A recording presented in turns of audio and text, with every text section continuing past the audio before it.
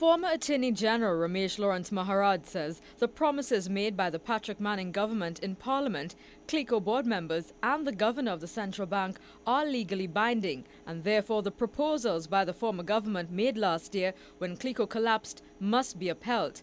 Maharaj, who is representing the large depositors and shareholders, said these original promises must be kept. The promises and the commitments given were clear, unequivocal. It was devoid of any relevant qualification, and it was a clear undertaking. So both in public law and in private law of contract, the government is liable. The senior counsel is representing the shareholders, known as the Clico Policyholders Group. They collectively invested billions in Clico. Mr. Maharaj recalls he was dismissed as Attorney General back in 2001 for trying to get the Pandey government to make changes to the legislation governing the insurance sector.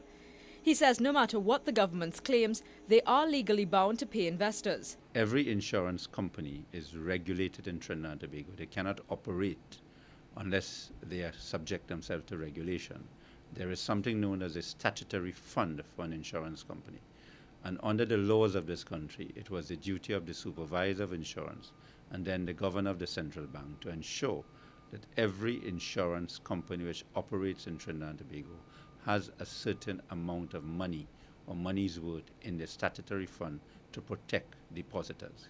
The government failed, and that is why in 2009, when the Manning administration announced the bailout, one of the reasons for the bailout was that the government machinery over the years failed to protect the depositors of Clico, because the statutory fund was a responsibility not of the depositors, it was responsible of the government machinery.